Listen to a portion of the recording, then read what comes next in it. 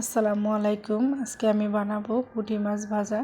সেহরি বা ইফতার যখনই খেতে ইচ্ছা করবে, গরম গরম ভাতের সাথে পুঁটি মাছ ভাজা কিন্তু খেতে অসাধারণ লাগে, অথবা এমনিতেও খাওয়া যায়, খেতে কিন্তু খুবই ভালো লাগে পুঁটি মাছ ভাজাটা। আমি যেভাবে ভাজাটা বানাই এইভাবে আপনাদের সাথে শেয়ার করলাম। এইভাবে করলে কিন্তু অনেক বেশি মজা হয়।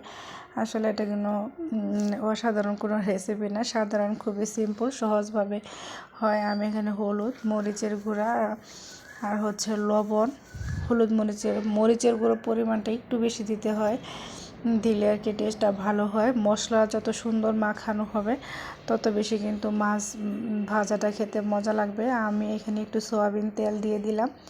তেল দিলে মাছ ভাজাটা একটু তেলে হয়, খেতে অনেক বেশি ভালো লাগে। এভাবে সব কিছু মশলাগুলো সুন্দর মতো মেখে আমি 15-20 মিনিটের মতো রেখে দিব। এখন আরেকটু মেখে নিছি। আমি কিন্তু একটু জিরার গুঁড়া দিয়েছিলাম, বলতে ভুলে গেছি। একটু জিরার গুঁড়া, মাছ ভাজাতে একটু জিরার গুঁড়া দিলে কিন্তু খেতে খুব ভালো লাগে। মাছটা কি সুন্দর হয়ে আছে দেখছেন তো। একটু তেল দিয়ে লবণ মরিচ হলুদের গুঁড়া দিয়ে সুন্দর করে মেখে নিলে খেতে বেশি মজা হয়। জিরার গুঁড়া দিলে টেস্টটা একটু ভালো আসে।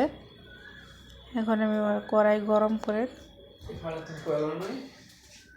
মাছগুলা দিয়ে দিলাম।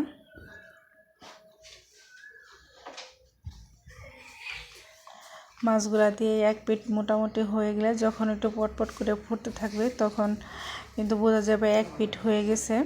বেশি সময় লাগে না, 10 মিনিটের মতো খুব সহজে ভাজাগুলো হয়ে যায়। আগে কিন্তু অনেক এরকম মাছ ভাজা খাওয়া হতো। আমার রান্না করতে আমরা শুধুই গরম গরম অনেক মাছ ভাজা খেয়ে ফেলতাম। এখন টাটকা মাছটা ঢাকায় যখন ছিলাম তখন তো ফ্রেশ মাছ পাওয়া যেত না। এখন আলহামদুলিল্লাহ পাওয়া যায়, যেটা খাইতে চাই হয়। ছোটো মাছ প্রচুর খাওয়া যায়, আর মাছগুলো খুবই ফ্রেশ ছিল, এই জন্য ভাবলাম কয়েকটা মাছ ভাজি করি।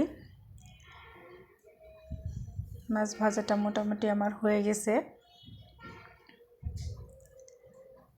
ঘন ঘন উল্টাপাল্টা করে দিতে হয়, যেহেতু পুঁটি মাছ এক পিস বেশি সময় নিলে আবার পুড়ে যেতে পারে। আমার রান্নাগুলো যদি ভালো লাগে তাহলে আমার চ্যানেলটা সাবস্ক্রাইব করবেন, আর যারা সাবস্ক্রাইব করছেন তাদেরকে অসংখ্য ধন্যবাদ। মাছ ভাজাগুলো কিন্তু আমার হয়ে গেছে। যখন হয়ে যাবে এভাবে সবগুলো একসাথে নাড়াচাড়া করলেও ভাঙবে না মাছগুলো। সুন্দর তেলে হয়েছে কিন্তু মাছগুলো ভাজাগুলো।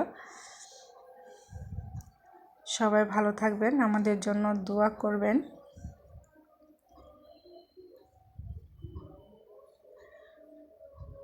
আল্লাহ হাফেজ।